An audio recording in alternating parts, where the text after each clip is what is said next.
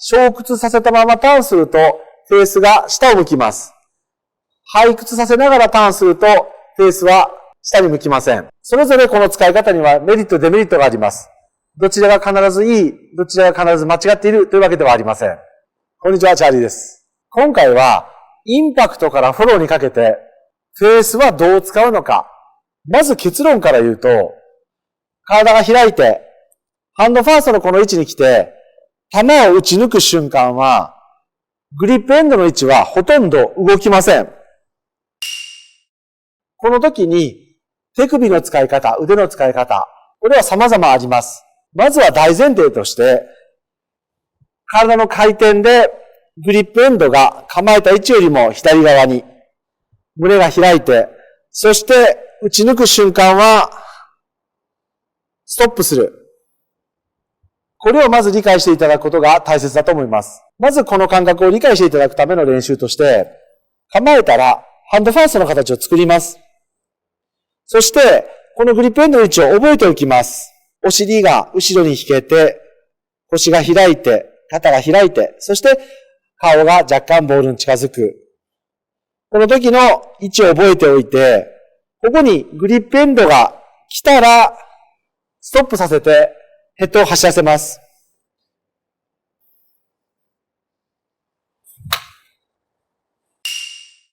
この練習を行っていただくと、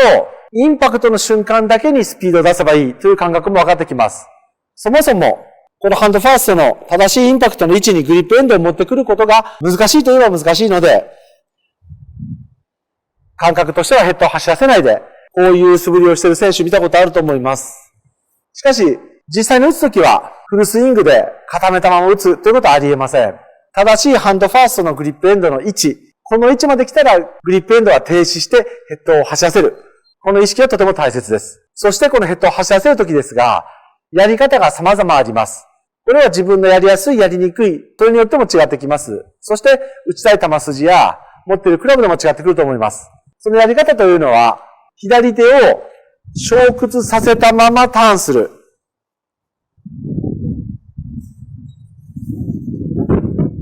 背屈しながらターンする。まず左手で言うと、この使い方が2種類になってきます。これは見ていただくとわかりますが、小屈させたままターンすると、フェースが下を向きます。背屈させながらターンすると、フェースは下に向きません。同じリリースをするのでも、フェースの使い方が変わってきます。それぞれこの使い方にはメリット、デメリットがあります。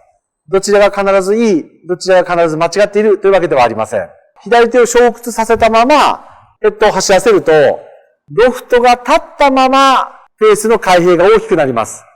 なので、球筋としては強い球筋が出やすくなりますが、フェースターンが大きい分、タイミング次第で右や左の曲がりが大きくなる可能性があります。左手を背屈させながらリリースする。この使い方だと、フェースの開閉は防げますが、その代わりタイミング次第で、ロフトが変化しやすくなります。なので、左右の曲がりは若干抑えられてきますが、球の高さが変化しやすくなってきます。これはざっくりとした説明になってしまいますが、一長一短、曲げたくないのか、縦を合わせたいのか、これによってリリースの仕方、あとは自分がやりやすい、やりにくいで変わってきます。そして右手ですが、右手は基本的に背屈させたまま使います。左手を背屈させるときも、同じように右手を背屈させたままということが多いです。こういうふうに。なので、左手小屈と合わせてこう使うのか、左手も背屈しますが、右も背屈させたまま打つのか。このパターンが多いですが、中には、左手を小屈させたまま右を背屈させる。こんなパターンがあったり、もしくは左も背屈、右も小屈。両方がこちらに折るパターン。これもあります。組み合わせとしては小屈と背屈。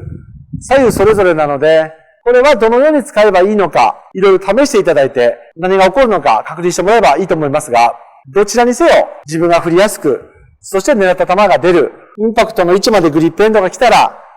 自分のやりやすい方法でグリップエンドを止めてヘッドをリリースさせる。これが重要になってきます。そもそもハンドファーストになっていない方は、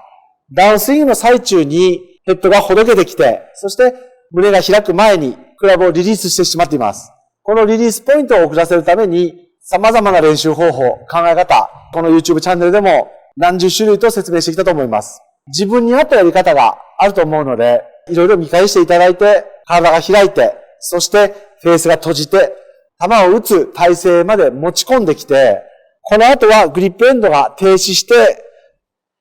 ヘッドが走ってこなければいけません。スイングは必ずこうでなければならないという正解があるわけではありません。物理的にはこのように振ると距離が出やすい、球が曲がりにくいというのはあるのですが、人間がやることなので、自分の体がやりにくいことは結局うまくいきません。自分の振りやすさ、それと結果のいいところを自分で選ぶ必要があります。誰かに決めつけられて、こうでなければならないというものではありません。なのでリリースの手首の使い方は自由にしていただいて、今回のお話、胸が開いて、インパクトからフォローにかけてグリップエンドは停止して動く、この練習をしていただいて、逆にクラブがほどけなくなってきて、アーリーリリースで体が止まってフリップするスイング、必ず改善してきます。インパクトでものすごく強くリリースできるのであれば、ギリギリまでリリースする必要がないからです。インパクトの瞬間に強いリリースができないから、早めにほどいて準備をしてしまう。しっかり体が開いて、グリップエンドが止まってヘッドを走らせることができるならば、クラブがほどけてきて、体が止まったスイングにはとにかくならないので、この意識を持ってハーフスイングから練習してみてください。お尻を後ろに引いて体を開く。グリップエンドの位置が左に移動します。この位置を覚えておく。トップからグリップエンドがここまで来るのを待ちます。ここに来たと思ったら、思い切りリリースする。お部屋のスポンジボールでもできる練習です。なかなかフルスイング、バンバン打ってるだけでは、正しいインパクトを身につけるのは難しいかもしれないので、しっかり今回のポイントも意識して練習してみてください。そしてここからは、チャド TV 公式アプリ、会員の方に目を引くほど面白い話ではないですが、スイング作りにはとっても重要なポイント、これを週に1回動画で配信しています。こちらも良ければ概要欄の方からご利用ください。最後までご視聴ありがとうございました。